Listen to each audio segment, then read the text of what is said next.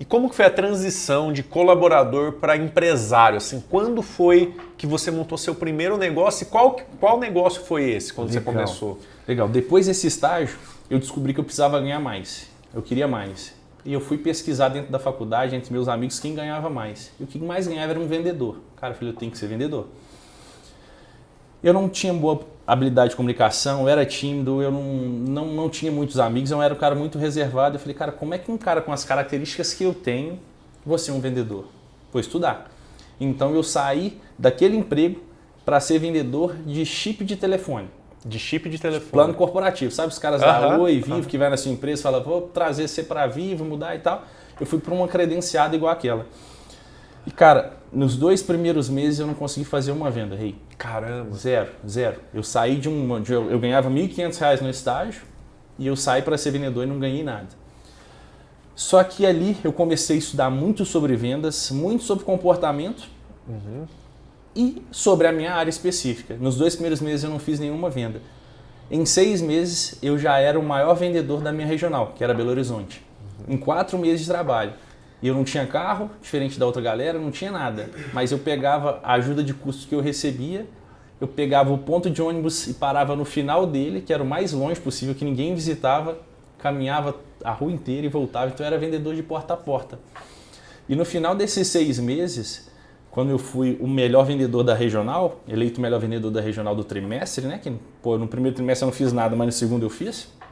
Eu fui convidado a montar um agente credenciado desse. Então, meu primeiro negócio foi uma empresa que vende credenciado de uma operadora específica para vender plano corporativo. Pedro, isso que você falou é muito interessante, cara, que eu também sempre fui vendedor e eu sempre, nas entrevistas que eu faço aqui do Zanoncast, cara, as pessoas de mais sucesso são vendedores. E eu costumo dizer que tudo na vida são vendas. O médico vende, o advogado vende, quem não souber vender tá fadado ao fracasso, cara.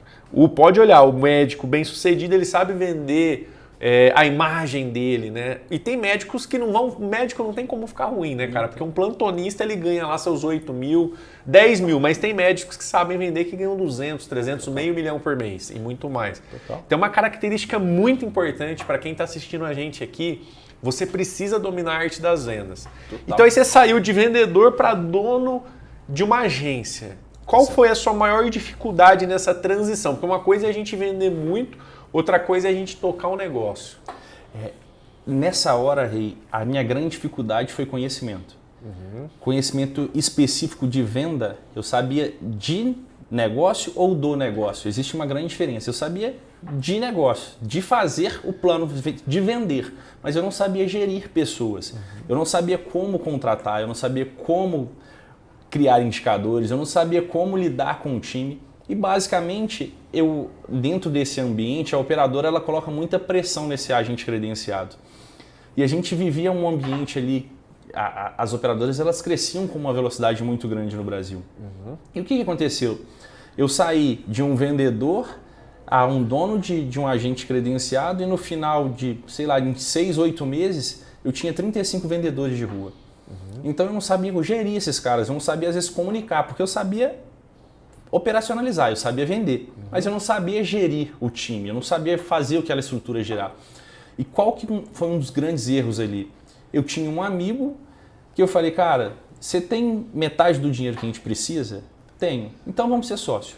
Cara, mas o que eu vou fazer? Não sei, a gente descobre no caminho. E um dos grandes erros que eu cometi nessa jornada foi, na primeira coisa, foi na procura do sócio. É um grande amigo, é um cara que eu zelo, tenho um grande carinho, mas o cara não estava preparado para o mesmo momento, assim como eu não estava. Então foi o nosso primeiro erro.